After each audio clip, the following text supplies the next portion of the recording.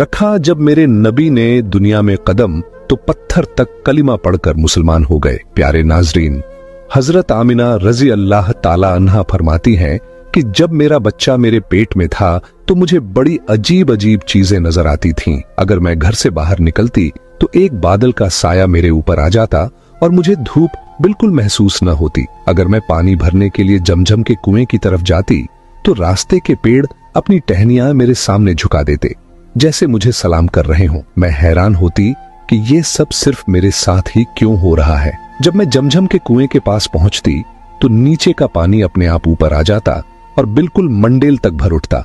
फिर मैं अपने हाथों से ही बाल्टी पकड़कर पानी निकाल लेती। मक्का की औरतें मुझे कुएं के पास रोक लेती और जाने न देती। वो कहती, ए आमिना, तुम थोड़ी देर और यहीं खड़ी रहो, वरना तुम्हारे जाने से पानी वापस नीचे चला जाएगा और हमें पानी भरने में बहुत मुश्किल होगी। इसी तरह हजरत आमिना रजी अल्लाह ताला अन्हा फरमाती है कि मैं सुना करती थी कि जब बच्चा पेट में होता है तो मां को बहुत तकलीफें झेलनी पड़ती हैं।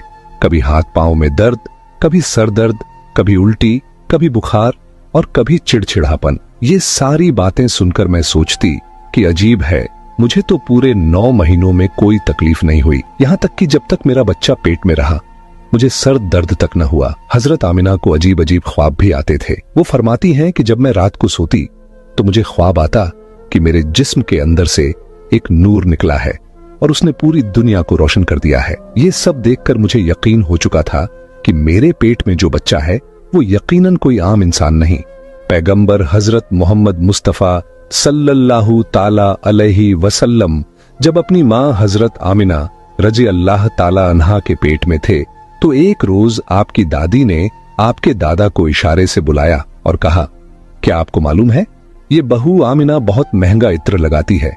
मैं तो परेशान हो चुकी हूँ, आप जरा आमिना से इस बारे में पूछिए। ये सुनकर आपके दादा ने कहा, इस बारे में तू ही पूछ लेती, तूने क्यों नहीं पूछा? तो आपकी दादी ने कहा, मैंने कई मर्तबा कोशिश की, लेकिन जब भी मैं आमिना के सामने जाती हूँ तो उसका नूरानी चेहरा देखकर खामोश हो जाती हूँ। आमिना के चेहरे पर इतनी चमक आ गई है कि मैं कुछ पूछ ही नहीं पाती, आप ही जाकर पूछ लीजिए। ये सुनकर आपके दादा ने कहा, तू औरत जात है, घर में रहती है, लेकिन मैं मर्द हूँ, घर से बाहर निकलता हूँ। जो भी मुझसे मिलता है पूछता है, ऐ अब्दुल मुत्तलिब, तुम्हारे घर से इतनी इत्र की खुशबू कहाँ से आती है? और हाँ, एक अजीब बात यह है कि इत्र की खुशबू वहीं से आती है जहां आमिना जाती है। अगर आमिना रसोई में जाती है तो खुशबू वहीं से आती है, अगर गुसलखाने में जाती है तो खुशबू वहीं से आती है, अगर बैठकी में जाती है तो खुशबू वहीं से आती है।